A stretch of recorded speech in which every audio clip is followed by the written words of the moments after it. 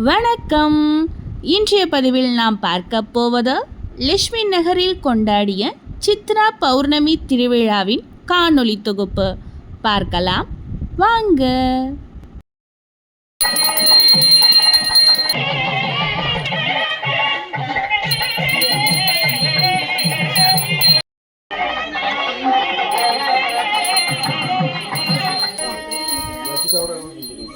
இறை வழிபாடினை தொடர்ந்து சங்கத்தின் செயலாளர் வரவேற்புரை வழங்க விழா இனிதே துவங்கியது. லட்சுமி நகர சங்கத்தின் சார்பாக நடைபெற்றுக் கொண்டிருக்கின்ற சித்திரை திருநாள் முழு நிலவு நாள் விழாவிற்காக வருகை தந்திருக்கின்ற அனைவரையும் வருக என வரவேற்கிறோம். சங்க தலைவரை 2007-8 போட்டாங்க. 2012 தான் சில வீடுகள் நிறைய வந்தது. அப்பொழுது டிசம்பர் 2012 இந்த சங்கம் துவக்கப்பட்டது. அன்று முதல் இன்று வரை கடந்த 12-13 வருடங்களாக எந்தவித தொய்வும் இல்லாமல் எந்த ஒரு நிகழ்வும் குறைவில்லாமல் நடந்து கொண்டிருக்கிறோம். மற்ற பகுதியில் உள்ளவங்க சொன்னாங்க, எப்படி சார் உங்களால் மட்டும் பண்ண முடியுது? கொஞ்சம் அதாவது குடியரசு தினம், சுதந்திர தினம், சித்ரா பௌர்ணமி, இது மாதிரி எந்த ப்ரோக்ராம் இருந்தாலும் கரெக்டாக அந்த இடத்துல கரெக்டாக பண்ணிடுறீங்க அப்படின்னு சொல்லிட்டு எல்லாமே பெருமையோடு. அதுக்கு முக்கிய காரணமே எங்களுடைய உறுப்பினர்கள் வந்து நான் அவர்கள் எங்களுக்கு உதவியாக இருக்கிறாங்க. மாதம் சந்தா செலுத்துறாங்க. இன்றைக்கு ஒரு சீரிய நல்ல சிறப்பான நாளிலே நாம் இங்கே கூடியிருந்து நல்ல ஒரு அட்மாஸ்பியர்ல நல்லா பாருங்க, நில ஒளியில நாம வந்து இந்த நிகழ்வை நடத்தி கொண்டிருக்கிறோம் என்றால் இந்த பெருமை வந்து இந்த உறுப்பினர்கள் சங்க உறுப்பினர்களின் உரைகளில் சில தொகுப்பு இங்கே. இந்த விழாவானது ஒவ்வொரு ஆண்டும் நம்முடைய உறுப்பினர்களால் மிகவும் சீரும் சிறப்பாக நடந்து வருகின்றது. அது தொடர்ச்சியாக நடந்து வருவது ஒரு பெரிய ஒரு சாதனை என்றே சொல்ல வேண்டும். நாடகமாடும் கலைஞனடா இறைப்பழக்க அன்றுதான் வருகிறார். அந்த பாட்டை எழுதி காமராஜரை சந்திக்கிறார். வெத்தடி என்ற ஊசியும் 600 மில்லி போட்டாலே ஒருத்தர் தாழ்த்தி விடுவார். இவர் டெய்லி காலையில் 600 மில்லி, மத்தியானம் போட்டு வெத்தடி ஊசியை போட்டுக் கொண்டு அன்றைய காமராஜரை பார்த்து அவரது மனைவி சொல்லும் பொழுது காமராஜர் கண்டிக்கிறார், இனிமேல் என்னை சந்திப்பது என்றால் இந்த பழக்கத்தை விட்டு சென்ற வந்தாதான் இனி என்னை பார்க்க முடியும் என்கிறார். இங்க எல்லாரும் வந்து ஒரு குடும்பமா இருக்கிறது வந்து அவ்வளவு ஒரு பெரிய விசேஷம். ஏன்னா நம்ம ஒரு இறுக்கம் இருக்கும், வீட்டுக்குள்ளார இருந்து ஒரு இறுக்கம் இருக்கும். அது எல்லாத்தையும் மறந்து நம்ம வந்து இந்த இடத்துல எல்லாரும் இருப்போம், எல்லாருமே உணர்வோம். ஆனா நமக்கு அது தெரியாது. ஒரு ஃப்ரீயா ஒரு நமக்கு ரிலாக்ஸ் பண்ணிக்கவே நம்ம தெரியாம ஒரு இடத்துல போய் உட்கார்ந்து இருக்கிறது. அப்படிலாம் நம்ம எல்லாரும் வெளியில வர்றதுக்கு, வீட்டுக்குள்ளார இருந்து வெளியில வர்றதுக்கு நிறைய விஷயங்கள் இங்க வந்து இருக்கு. கோயில், இந்த மாதிரி பார்க்ல இந்த மாதிரி ஒரு விசேஷம், இத வந்து எல்லாருமா சேர்ந்து ஒரு குடும்பமா செய்யறப்ப அதுல இணைந்து இருக்கும் போது ரொம்ப நல்லா இருக்கு. அனைவருக்கும் வணக்கம். நாங்கள் இந்த இல்ல புதுசா இப்பதான் வீடு கட்டி வந்திருக்கோம். மிகவும் சிறப்பா பண்ணாங்க.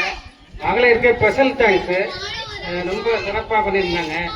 இந்த கலந்து கொண்ட அனைவருக்கும் நன்றி கூறி விடைபெறுகிறேன். உரைகளை தொடர்ந்து உணவு விருந்து தொடங்கியது.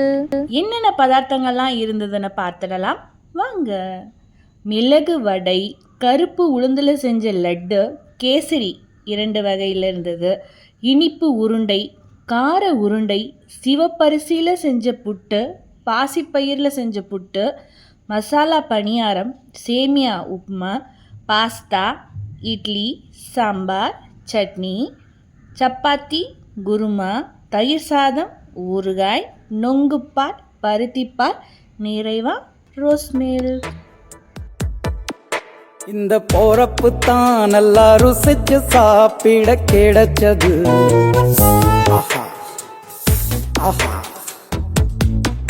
அத நினைச்சு தான் மனோ உலகம் முழுவதும் பருக்குது.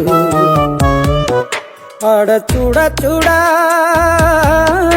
அட சுட சுட அந்த மதுர மல்லிப்பூ இட்லியே, மீன் குழம்புல கொஞ்சம் புரட்டி சாப்பிட எச்சிலு ஊறுது உள்ளுக்குள்ள. இந்த போறப்பு தான் நல்லா ருசிச்சு சாப்பிட கிடைச்சது. இந்த போறப்பு தான் நல்லா ருசிச்சு சாப்பிட கிடைச்சது. விழாவில் பங்கெடுத்தவர்களில் சிறப்பு குலுக்கல் முறையில் 3 குடும்பத்தினருக்கு பரிசு வழங்கப்பட்டது. 3ஆம் பரிசு திரு கார்த்திகேயன் குடும்பத்தினருக்கும், 2ஆம் பரிசு திரு உதயகுமார் குடும்பத்தினருக்கும், முதலாம் பரிசு திரு முருகப்ப செட்டியார் குடும்பத்தினருக்கும் வழங்கப்பட்டது. இந்நிகழ்வுகளைத் தொடர்ந்து கதைகளும் கலந்துரையாடல்களும் கானங்களும் சிறுவர்களின் கலை நிகழ்ச்சிகளும் அரங்கேறின.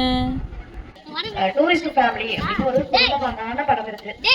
அந்த படத்துல ஒரே ஒரு சசிகுமார், ஆனா இந்த லட்சுமி நகர்ல பல சசிகுமார் இருக்கிறதுனாலதான் இன்னைக்கு இந்த லட்சுமி நகர்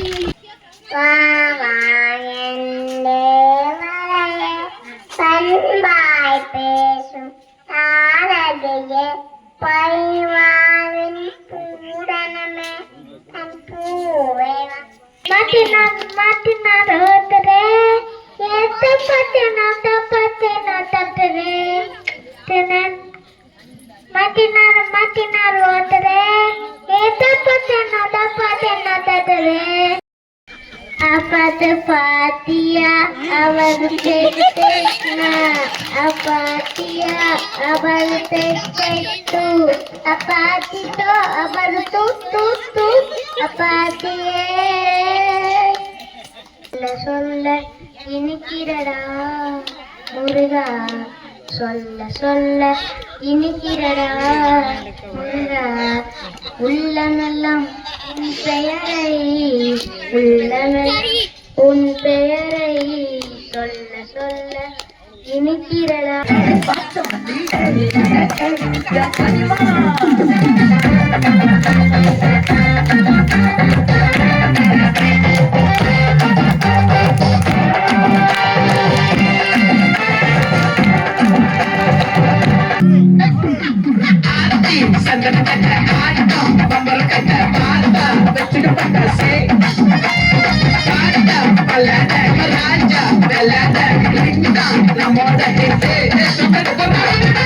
நம்மளை தேடி ஒரு சாதாரண மாநில பிறவி.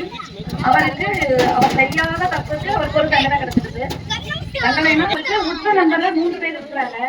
அந்த நண்பர்கள் நம்மளை காப்பாற்றிடுவாங்க தைரியத்துல நான் எதா இருந்தாலும் நாளைக்கு அரண்மனையில வந்து பேசிக்கிறேன் அப்படின்னு சொல்லிட்டு தைரியமா இருக்கிறாரு.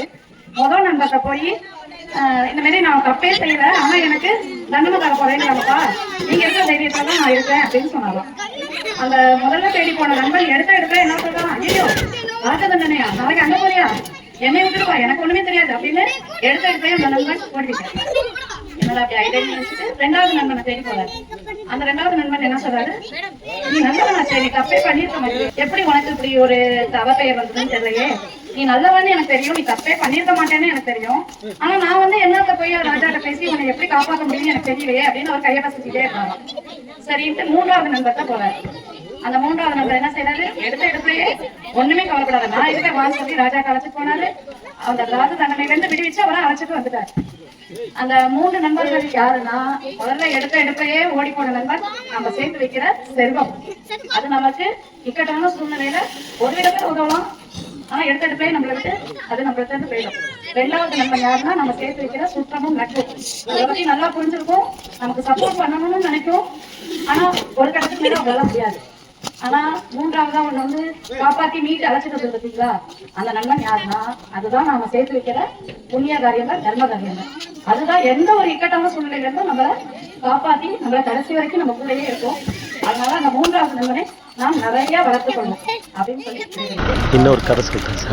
கண்ணன் வந்து சொர்க்கத்துக்கு போனோடனே, சொர்க்கங்கிறது அங்க பசி இருக்காது, நோய் இருக்காது, எதுவுமே இருக்காது, அப்படிதானே. ஆனா அவருக்கு மட்டும் பசி, அடங்காத பசி. கதை வந்து என்ன, நம்ம வர அவ்வளவு பேருக்கும் வாரி வழங்கியிருக்கோம், நமக்கு வந்து இந்த மாதிரி பசி வருது அப்படின்னு சொல்லிட்டு போய் அங்க ஒரு முடிவு இருக்காரு. அப்படி இருக்காரு, சொர்க்கத்துல வந்தா ரொம்ப பசியே இல்லாம எதுவுமே இருக்கான்னு சொல்றாங்க, எனக்கு பசி தாங்க முடிய பசியா இருக்கு அப்படின்னு. அவர் சொன்னாரு, நீ வந்து நிறைய தானம் பண்ண, என்ன தானம், சொர்ண தானம், பணம், பொருள் எல்லாம் கொடுத்தா, கோதானம், நிறைய தானம் பண்ணப்பா, நான் நம்மளுடைய நாட்டையே தானம் பண்ண, ஆனா ஒரே ஒரு தானம் நீ பண்ணல. அது என்ன தானம் சொல்லுங்க பாப்போம். அன்னதானம் பண்ணல. அவரு அன்னதானம் பண்ணாத காரணத்தினால அவருக்கு பசி, அடங்காத பசி வந்துச்சு. இப்போ இதுக்கு என்னதாங்க வழி அப்படின்னு கரண் கேட்கிறாரு. நீ உலகத்தில் இருக்கும்போது ஒருத்தன் வந்து எனக்கு பசிக்குது அப்படின்னு கேட்டான், நீ வந்து அங்க ஒரு சத்திரம் இருக்கு அங்க போ அப்படின்னு விரலை காமிச்ச பத்தியா, ஞாபகம் இருக்கா? ஆமாங்க. இப்போ அந்த விரலை எடுத்து வாயில வச்சுங்கிறாங்க, இந்த விரலை வாயில வச்சு பசி அடங்கிடலாம். இப்போ அன்னதானம் எவ்வளவு முக்கியம் தெரிஞ்சுங்களா? இப்போ நீங்க எல்லாம் கொடுத்த எல்லாம் என்னது அன்னதானம். ஸோ அன்னதானம் கொடுத்தவங்களுக்கு எல்லாருக்கும் இந்த கதை மூலமாக ஒரு சிறிய கருத்தை சொல்லியிருக்கேன்னு நினைக்கிறேன். நன்றி, வணக்கம்.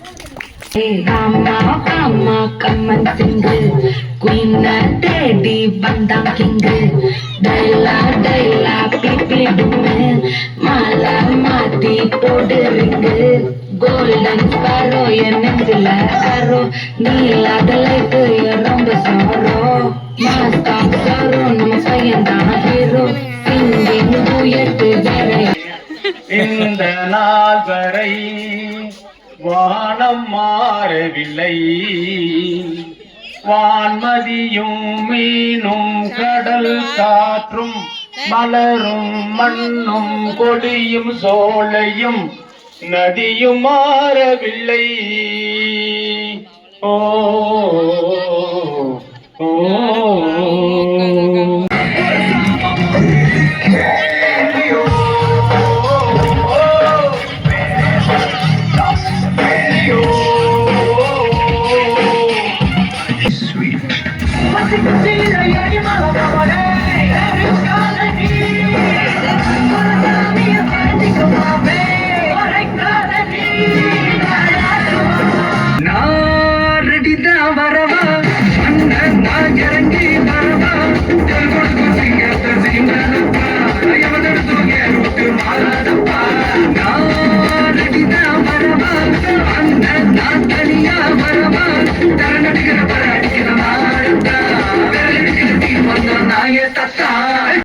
கலை நிகழ்ச்சிகளில் பங்கெடுத்த அனைத்து சிறார்களுக்கும் சிறப்பு பரிசு வழங்கி சிறப்பிக்கப்பட்டது. பச்சை கிளிகள் தோளோடு பாட்டுக்குயிலோ மணியோடு பூலோகம் ஆனந்தத்தின் எல்லை, இந்த பூமிக்கு கண்ணீர் சொந்தம் இல்லை. பச்சை கிளிகள் தோளோடு பாட்டுக்குயிலோ மணியோடு பூலோகம் ஆனந்தத்தின் எல்லை, இந்த பூமிக்கு கண்ணீர் சொந்தம் இல்லை. சங்கத்தின் பொருளாளர் நன்றியுரை நவில விழா இனிதே நிறைவுற்றது. தானே ஜீவன் இன்னும் இருக்கு, பட்டாம்பூச்சி கூட்டத்துக்கு பட்டாயதுக்கு, அடவாசம் மட்டும் போதும் கண்ணே காசு பணம் எண்ணத்துக்கு. பச்சை கிளிகள் தோளோடு பாட்டுக்குயிலோ மடியோடு பூலோகம் ஆனந்தத்தின் இல்லை, இந்த பூமிக்கு கண்ணீர் சொந்தம் இல்லை. ஒளிமயமான எதிர்காலம் என் உள்ளத்தில் தெரிகிறது. இந்த உலகம் பாடும் பாடலோசை காதில் விழுகிறது. ஒளிமயமான எதிர்காலம் என் உள்ளத்தில் தெரிகிறது என்று கூறி விடைபெறுகிறேன். அனைவருக்கும் நன்றி, வணக்கம்.